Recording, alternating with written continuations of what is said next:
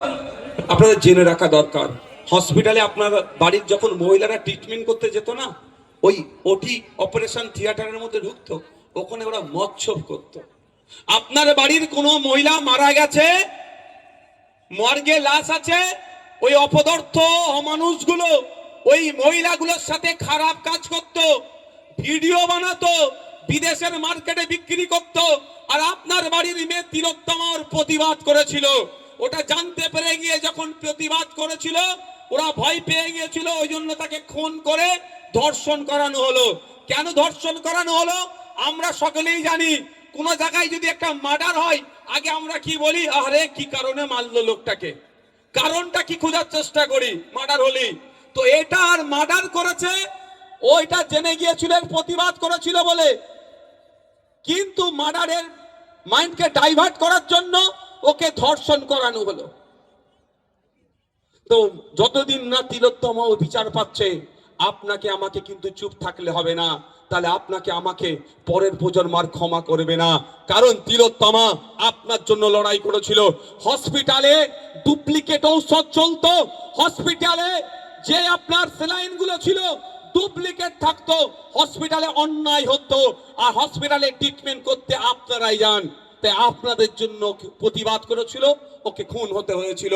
ওর পরিবার যাতে নাই পায়, আপনাকে আমাকে সে প্রতিবাদ চালিয়ে যেতে হবে। কিন্তু এই প্রসঙ্গে আমি একটা, আজকে নাকি শুনছি শুভেন্দু অধিকারী মহাশয় নাকি বীরভূমে এসেছেন, কোথাও একটা কে পোস্ট করেছে। আমি শুভেন্দু অধিকারী মহাশয় দেখবেন স্টেজে উঠে একটা ডায়লগ আজকে দেবে, কি হিন্দু হিন্দু ভাই ভাই, এই ডায়লগটা দেবে। এতে আমি বলবো একটা কথাই, ও হচ্ছে পাক্কা রাজনৈতিকবিদ। কেন বলছি শুনেন, আমি শুনেছি ওনার আছে, কি বলে ওটাকে, পাম্প আছে। তাহলে পাম্পের সামনে তো লিখে দিতে পারে হিন্দু হিন্দু ভাই ভাই, মুসলমানের জন্য তেল বিক্রি নাই। তখন লিখছে না, মুসলমান ভাইকলাও ঢুকছে তেল ভরছে, মুসলমান হিন্দু ভাইকলাও ঢুকছে তেল ভরছে। ব্যবসার বেলায় খুব ভালো বুঝে যায়। তারপরেও আমি বলছি, তিলোত্তমার ধর্মীয় পরিচয় দেখে আমরা আন্দোলন করিনি। পশ্চিম বাংলায় যদি কোন রাজনৈতিক দল থেকে থাকে, সব থেকে বেশি তিলোত্তমাকে নিয়ে প্রতিবাদ করেছে, সব থেকে বড় জমায়েত করেছে, সেটা ভাঙড়ে তিলোত্তমাকে নিয়ে সব থেকে বড় র্যালি আমরা এবার করেছিলাম।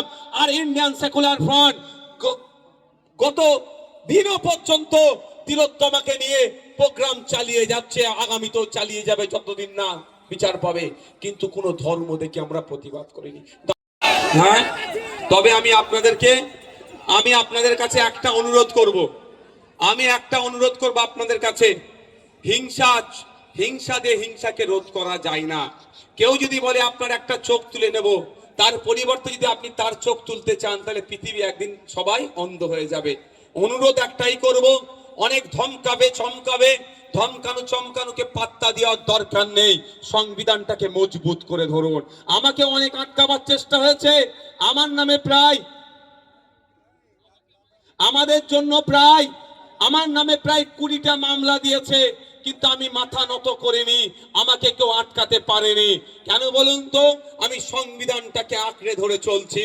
তাই আপনাদের অনুরোধ করব, একদিকে বোমগুলি পিস্তল থাকতে পারে, একদিকে গুন্ডা মস্তান থাকতে পারে, একদিকে সমাজ বিরোধীরা থাকতে পারে, আপনি যদি সংবিধানকে শক্ত হাতে ধরে রাখতে পারেন, এই গুন্ডা মস্তান সমাজ বিরোধীরা ধ্বংস হয়ে যাবে, আপনাকে কেউ হিলাতে পারবে না, আপনাকে কেউ আটকাতে পারবে না।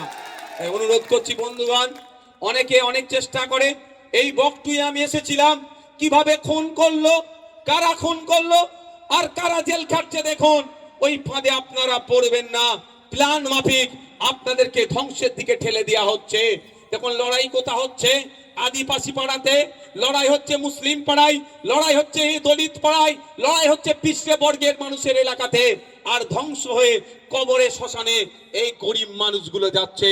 আমি আপনাদের কাছে অনুরোধ করব যে হিংসাতে আপনারা জড়াবেন না, ভারতবর্ষের সংবিধান অনুযায়ী চলুন। ইলেকশন কমিশন অফ ইন্ডিয়ার আপনারা ওয়েবসাইটে গিয়ে দেখতে পাবেন যে ওখানে 2200 থেকে 2500 রেজিস্টার্ড পলিটিক্যাল পার্টি ভারতবর্ষে আছে। এটা মানে এটা বোঝা যাচ্ছে, যার যে ইচ্ছা দল করতে পারে, যার যে ইচ্ছা আদর্শ নিয়ে এগিয়ে যেতে পারে, মানুষ যাকে চাইবে ভোট দেবে, মানুষ যার সংখ্যাগরিষ্ঠ ভোট যে পাবে সে সরকারে আসবে।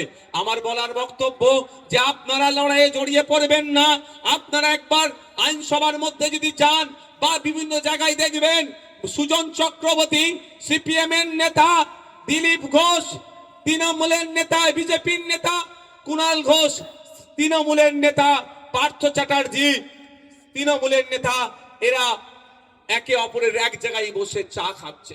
আর লড়াইটা বোলপুরের বুথে, এলেমবাজারের বুথে, দুবরাজপুরে, দেউচাপাচামিতে, সিউড়িতে, এই সমস্ত জায়গায় লড়াইটা লাগিয়ে দেওয়া হচ্ছে। আমার বলার বক্তব্য আপনাদের, অনেক লড়াই হয়েছে, লড়াই লড়াই লড়াই চাই, লড়াই করে বাঁচতে চাই।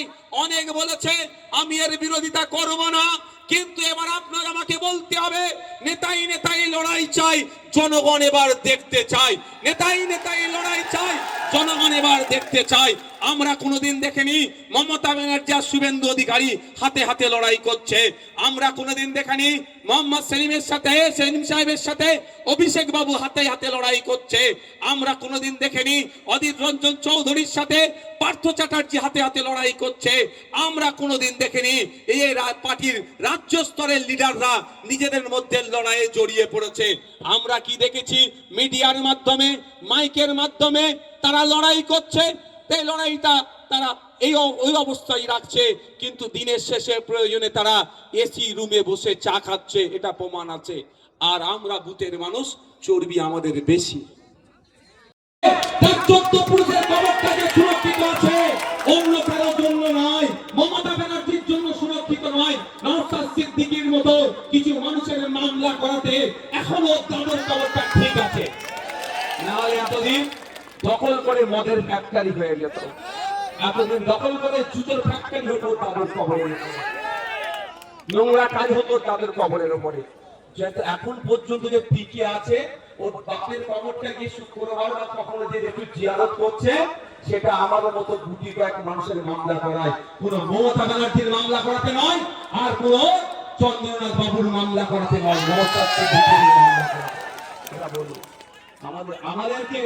আমাদেরকে কালিমালিপ্ত করার চেষ্টা করছে। কিন্তু প্রশ্ন আমার এখানে, একজন বিধায়কের মাস গেলে 1,21,000 টাকা সম্মানী ভাতা পায়, আর চন্দ্রনাথ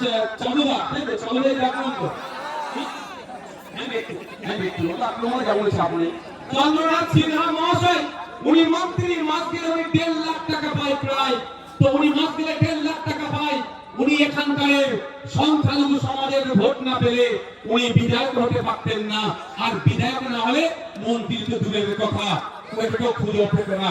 তাহলে যখন সংখ্যালঘু সমাজের মসজিদের কথা চিন্তা করে, মাদ্রাসার কথা চিন্তা করে, কবরস্থানের কথা চিন্তা করে, ঈদগাহর কথা চিন্তা করে, চন্দ্রনাথ বাবুর কাজ ছিল কেউ মামলা করুক আর নাই করুক, বোলপুরে সংখ্যালঘু মুসলমানরা ভোট দিয়ে তাকে আইনসভায় পাঠিয়েছে।